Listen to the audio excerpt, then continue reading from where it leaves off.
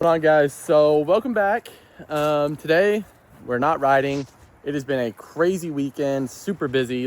Just life has been busy. So I need to make a video for Monday, and so it's Sunday night and I got school tomorrow, so I figured I'd give you guys a life update. So let's see, we got Christmas upon us. Christmas is like 2 weeks out. I've got a 5K in about 2 weeks from yesterday actually, and so we're training for that. We're throwing down on the training. As far as fitness goes, we're doing pretty good with that too. We've been doing 6-hour weeks really easily, and it's been pretty gnarly. The training has been going well for the moto build, and it's gonna be fun. But with the moto stuff aside, if you guys are curious how my life goes and what happens in my life, so yesterday I actually own ducks, and which I'll show you guys here in a minute. But yesterday, if you've seen this video about my truck, I'll put the link up there. Hopefully I'll remember to do it in editing. But I got a truck. It's a 2002 Chevy Silverado 1500, and it's just a regular cab, single cab. But basically what happened is yesterday I was supposed to go get straw from my local store. It's just down the road, it's not far. And I'm pulling out my driveway and the truck shifts and everything. And I'm shifting, and it's obviously automatic. It's not like anything fancy or manual, but it shifts, goes through the gears, and once it gets in third gear, it revs to like 4,500 RPM. And if you aren't a truck guy or anything, it's really not normal for it to do that. So I was like, well, what the heck? So I was going 50 mile an hour, and we're on a highway, so let's go a little bit faster, and I'm not at the speed limit. So I'm like, dude, we got to get going. And so I'm revving it, and it's not going any faster and won't shift. It's like if you're riding a dirt bike and you're stuck in, like, imagine riding the track in second gear. It's not working and it's not going anywhere. So I pull over to the local store right next to my house, and I stop, and I'm like, let's figure out what's happened. So I put it in neutral, rev it a little bit, put it in drive, and go. And then I go to where I need to go, and well, they're closed, so that really sucked. So I was like, well, this day's going great. And this is in the morning, so it wasn't anything during the day. It's right off the bat in the day. So I'm going along, and I'm like, I turn the truck off, I put it in park, turn it off, and hopefully, maybe when I turn it back on, it'll stop. It'll work its way out, whatever. And I'm just praying that it's a fluke. And well, it doesn't. And I come back, me and my pap work on it, and we take it out for a drive, and he's like, it's not shifting. The transmission's done. It basically won't shift. It wouldn't shift in third gear at the time. So what we did is we checked the transmission fluid. And when we checked the transmission fluid, let me actually open it, pop the hood so we can explain this. Okay, so we're in here, and we're basically driving along. I'll start it up so you can kind of see what we're working with. But hear that? That's not supposed to happen. All these lights go off. It's not an issue. And if it is an issue, black spray paint works. But anyways, so basically, if you've don't know anything about trucks, it's got most trucks have park, reverse, neutral, drive, 3, 2, 1. And now I'm gonna put it in gear, and it's actually going to move. But I'm gonna explain this, so you watch. It rolls, all right? Now, that's in drive. Put it in drive. Now I'm gonna stop talking so you can hear it. Now I'm gonna put it in first gear.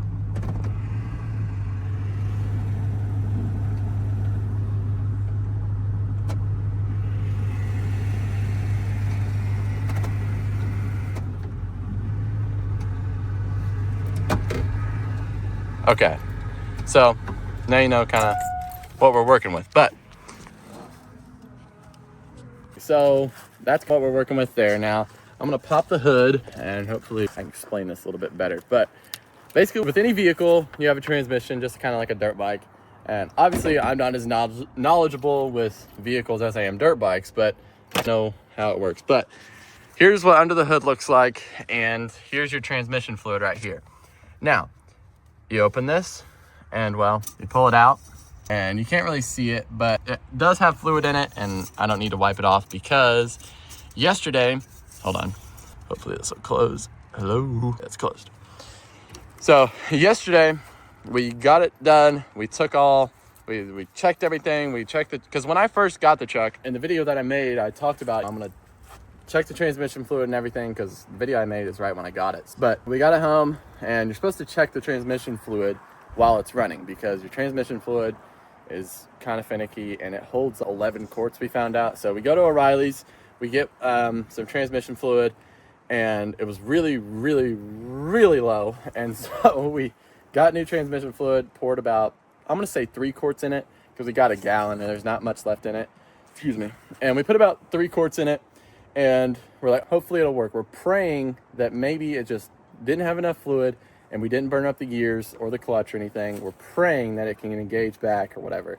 And if you're a car guy, I'm probably saying something wrong, and it's okay, but I guess I know the basics sort of, so please don't bash me in the comments. I'm new to all this, but I know how it works. I'm sure I'm butchering something. But we put the transmission oil in it, or transmission fluid, or whatever it's called, and we drive it down the road like we did, and well, then it was slipping. So the clutch that engages the gear was actually slipping. So just like a dirt bike, it would slip into the gear and it wouldn't actually go into the gear. It would go into the gear, but it would come back out. So long story short, it still doesn't work. But we get it pulled back in, and I'm like, well, it was obviously shut off for a little bit. We were talking about it, whatnot. And I'm like, all right, let's take it back home. I'll go park it and we'll figure this out from now. And it was pulled in front of the garage. So the front end was in front of the garage. So I had to put it in reverse to pull out. And well, reverse gear was gone too. So that really sucked. And I was like, no shot, reverse is gone. So I put it in drive, and drive is gone. And I put it in third gear. Well, it's already gone. Second gear is gone. First gear is gone too.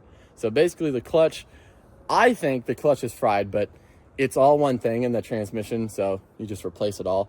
But basically, if you know anybody out there that has a transmission and wants to give me one, hit me up. But I doubt any of you know of anybody. But it really sucks because obviously this truck is what gets me to and from school and everywhere. So hopefully we can get it back on the road, and hopefully I can still keep it.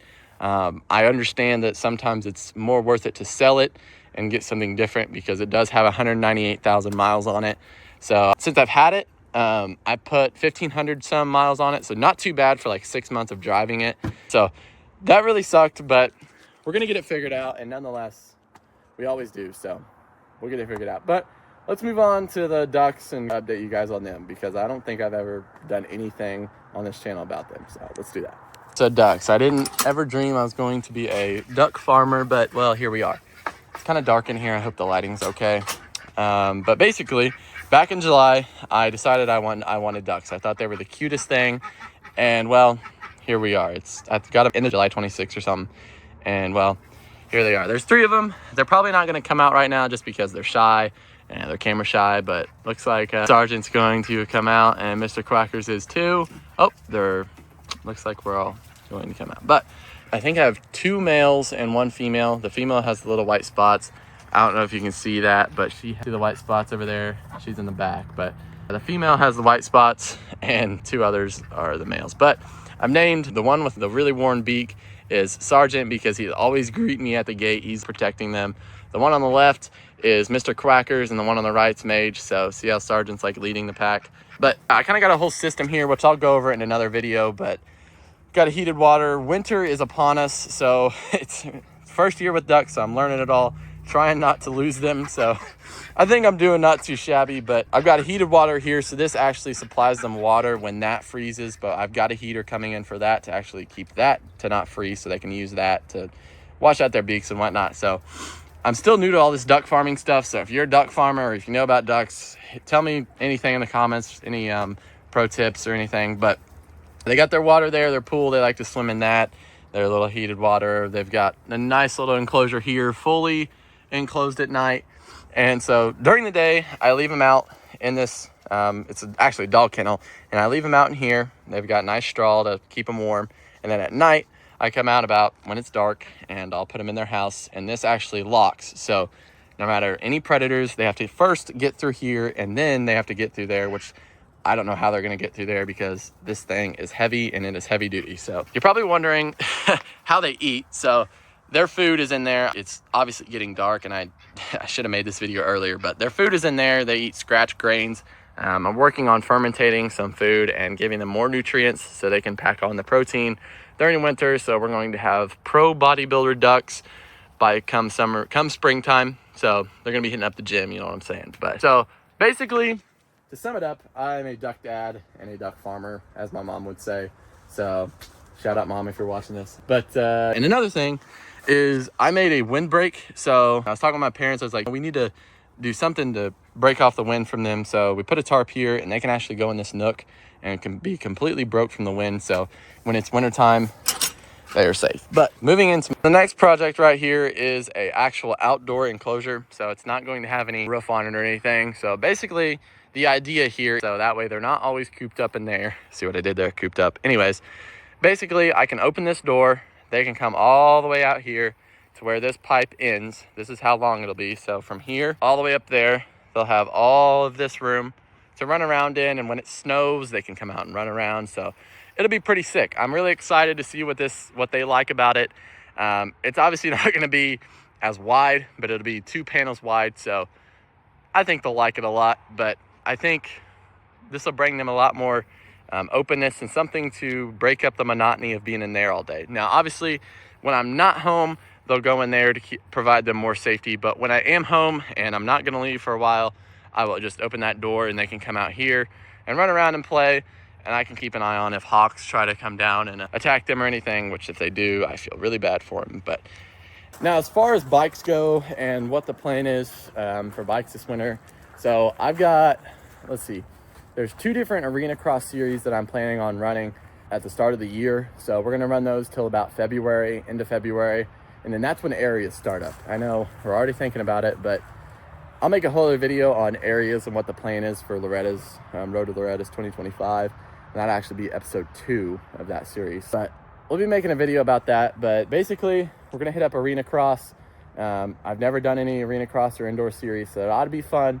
But it's something to provide me more training throughout the winter and an actual prep track. So, but the bike is, I don't know if you can see it, but the bike is in here sitting, collecting dust. Basically, there we go. Bike is in here collecting dust. So is the pit bike. Now I ride this a lot more. I just mess around out here, but she's actually gonna get torn down over winter break, and hopefully I'll have a piston by then. If I can get some money, I can get it. Hopefully I'll have the money by Christmas to buy a piston and full rebuild kit for this thing, and I can rebuild it and she'll be fresh and ready for the 2025 season. But I can't wait to announce what's going on with this thing, because I can't stress enough like how clean this bike is going to look if the plan goes to plan. But plan goes to plan. I don't know if that makes any sense, but you can take it with a grain of salt. I don't really know. But I think that really covers everything going on in my life. So we got 2 full more weeks until we're out of school, and then we're on winter break for 3 weeks. So the plan is to get a lot of stuff done the plan is to get a lot of stuff done over break. Obviously bike rebuild. I'm going to pull back on fitness. The plan is to pull back on fitness a little bit, just kind of maintain, not throw down as hard. But hopefully we can get the bike fully prepped and ready for arenacross and whatnot. So that's a plan. I don't really know. We're just going to go about it and see what happens. But I think I covered everything in this video. I don't really know what else is coming. I hope nothing else. I blew my transmission in my truck. There's good and bad, I guess, in life. But with that being said, I think this is going to call it for the video. But thank you guys for watching. Like I said, stay tuned for the videos to come. I'm working on some cool stuff for you guys. Hopefully it'll all go as planned, but you never know, just like everything. But stay tuned, hit the subscribe button, go down in the comments, tell me your favorite part about this video, and if you've had a similar experience with your truck and whatnot. But feel free to comment, feel free to hit the subscribe button. The goal is to hit 1,500 by Christmas. We've got 20 more subs to go, so I think we can do it. It's pretty doable. But with that being said, I'm going to sign off, everybody. Thank you guys for watching, and I appreciate each and every single one of you. And remember to stay humble and chase your dreams.